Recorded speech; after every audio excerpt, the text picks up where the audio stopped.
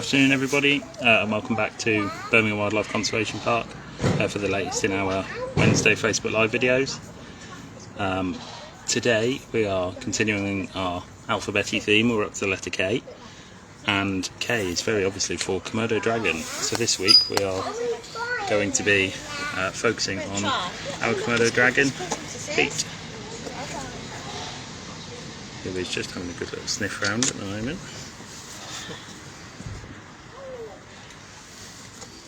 So yeah, as ever guys, please feel free to send in your questions and I'll do my best to answer them for you.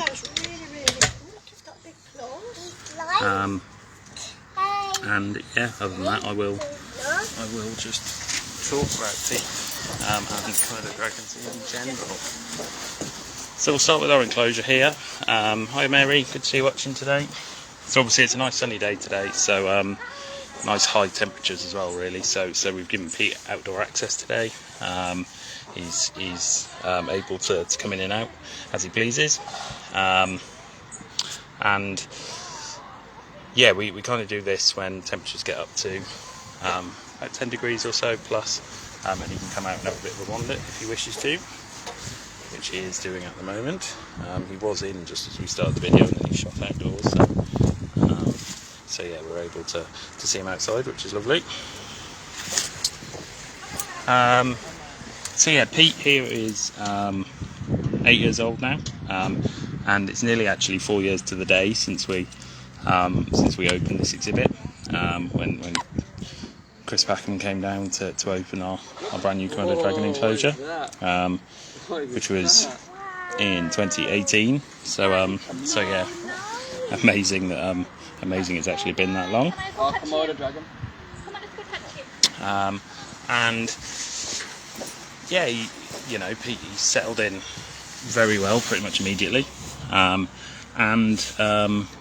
he's gone from kind of strength to strength ever since. He came to us from Colchester Zoo, and he is actually, well, he was produced through parthenogenesis, which means he doesn't actually have a dad. His mum produced a clutch of fertile eggs without coming into contact with a male. So yeah, he is a parthenogenetic individual. This can happen in a couple of reptile species. Komodo dragons obviously being one of them. Some of the larger snakes are able to do it as well, and I'm sure there are other ones as well, which I'm not aware of. But yeah, so he's come back inside now, back into his indoor area. And yeah, Komodo dragons in general really, largest species of lizard in the world. They can grow up to a maximum of 3 meters long, on average around about 70 to 80 kilo, but I think the record for a wild Komodo dragon is about 160 kilo, which did include, I think he just had a very big meal, but yeah, he was up to about 160 kilo, which is rather massive. Hi Judith, hi Tim, good to see you watching today. So Komodo dragons, they get their name from one of the islands that they're found on in Indonesia, Komodo. Other than Komodo, they are also found on a couple of other smaller islands, Rinca, Flores, Kalimantan as well. So yeah, they haven't got a large range. They are kind of only found on these islands, and that is part of the reason why they are actually classed as endangered in the wild now. So I'll be honest, I only found this out last night. Up until recently they were classed as a vulnerable species, but they are now classed as endangered, which I believe happened sometime last year. And this is mainly, like I say, they've got a very small but they've got a very small range. Got a very small range, and that makes them kind of susceptible to extinction through threats of natural disasters, volcanic activity, earthquakes and things like that could severely damage the population, as well as climate change as well. come back outside on a bit of a pose, bless him. Gentle Grace. So, Tim, Komodo dragons can live in captivity. I believe it's around about 20 to 30, but I'm not 100% sure on that. And in the wild, I'm not sure how much kind of shorter it is. They're not particularly, they're not a super long-lived species. I'm back inside again. So yeah, I think in captivity is about 20 to 30. So you're going back outside again. Bless him. Shoots in and then he goes outside again.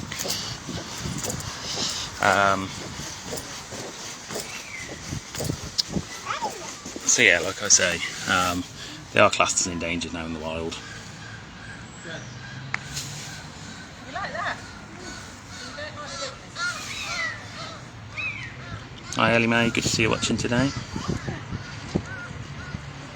Yeah, so to be fair, with Komodos, human activity isn't actually too much of an issue with these guys, other than climate change, obviously the big one. They are quite well protected from, where they are fine. They're a CITES 1 animal, which means the trade in skins and specimens is illegal. So yeah, they are quite well protected. There's a lot of protected areas on the islands that they're found as well. So yes, climate change is the main issue really for them. Hi Mel as well. Good to see you watching with Ellie Mae. Yeah, it's a lovely sunny day today, Tim. No, it's a really nice sunny day.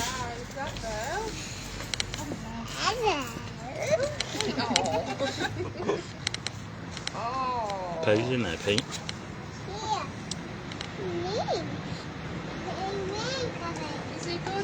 So yeah, in the wild, Komodo dragons they mainly eat a species of deer called a Javan rusa, but they will also feed on water buffalo. They'll feed on wild boar and pigs and things like that over there. So yeah, they're strictly carnivorous. They will hunt, but they will take a lot of kind of carrion as well. And they are able to hunt their prey, and they use a venomous bite. So they do actually have a venomous bite.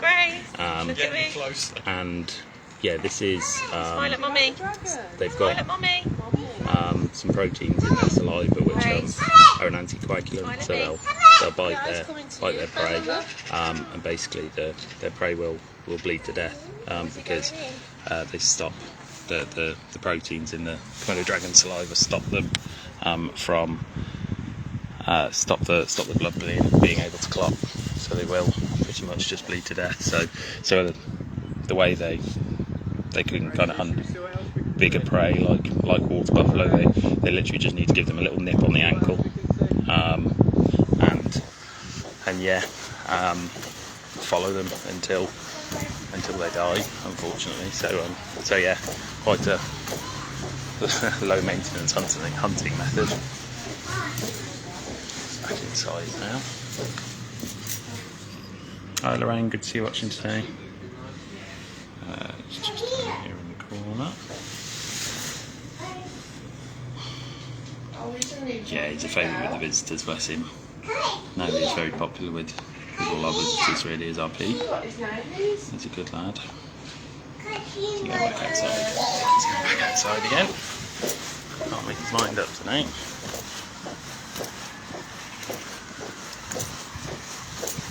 Out. Well then, let's see where he's got to. Sorry, can't make his mind up today. He has stayed indoors. Yes, he has.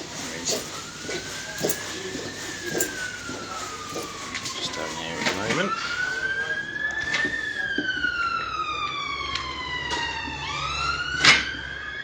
So, Komodo dragons can be dangerous to humans as well, both in the wild and in captivity.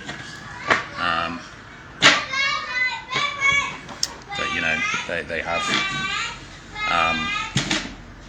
have killed people both in the wild and in captive settings as well. They are dangerous animals. especially with that venomous bite. That is the main kind of issue. But we've got into the shadows there. So Pete's pond gets cleaned every couple of days. Gets a good scrub out. And things like that.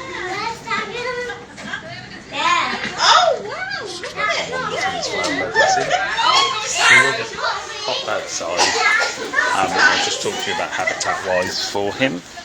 So we've tried to replicate habitat as best we can for him here in Birmingham. Obviously it's not quite natural habitat for them, for a Komodo dragon, but grassy scrubland is mainly kind of where you'll find them, as well as kind of dry forest as well. So yeah, we kind of leave his outdoor area nice and grassy. A couple of bits of bamboo and things, but nothing too major other than that. His indoors as well stays nice and warm. We've got some nice heaters in there and things like that, which keep it nice and warm in there. And he's got his pool, which he will come and take a dip in every now and then. I think he's just coming back towards us. Just see him in the hatch. I don't know if you can on there. Here he comes. So he's using that tongue where you can see him putting his tongue in and out. That's him actually smelling the air. They don't really use their nostrils. They use their tongue to smell, for want of a better way of putting it. So yeah, he's having a good sniff around of what's out and about. Here's a little poser, bless him. He's a bit of a poser. Yeah, it's really good that we're able to. Whoops, sorry, turn that around on myself. It's really good that we're able to have Pete. There's only about 7 collections in the UK.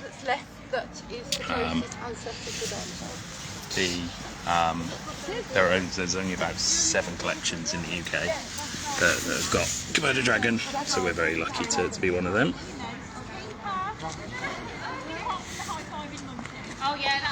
Bless him. Runs around.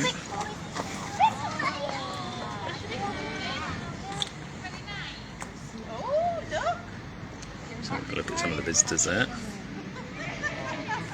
Just trying to keep the visitors out of the shot, so apologies for the funny angle. He's going to come back this way, by the look of it. Here he comes. Right then guys, if anyone's got any last minute questions, feel free to send them in. I will do my best to answer them for you. We will call it a day in a moment. Pete's definitely enjoying the sun today. Yeah, definitely enjoying the sun. Tick that off your list as well, look. There you go. So yes, George, good question. So we feed him a range of kind of smaller food items. He'll get rabbits, quail, rats, things like that. Every now and then he'll get some horse meat, and he only kind of gets fed every couple of weeks.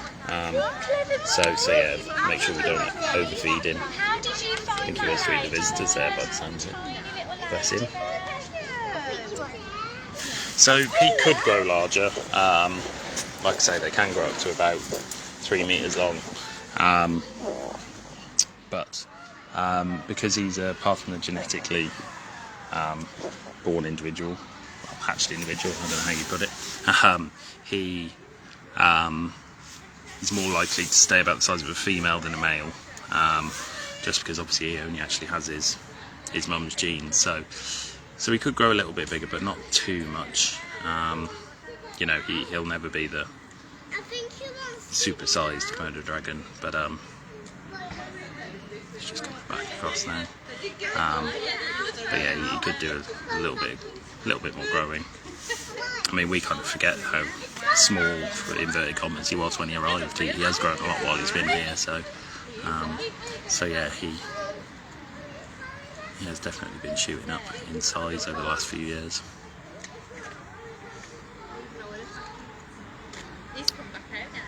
Well then guys, I think we'll call it a day there. As Pete is being adored by his visitors, so we will leave him there. Thank you everybody for tuning in, as ever, and we'll be back again next week with our next letter, which is L. I can't remember what L stands for, so I will check my list, and yeah, we'll find out next week. So as ever, thank you for tuning in, and we will see you next week. Thanks guys.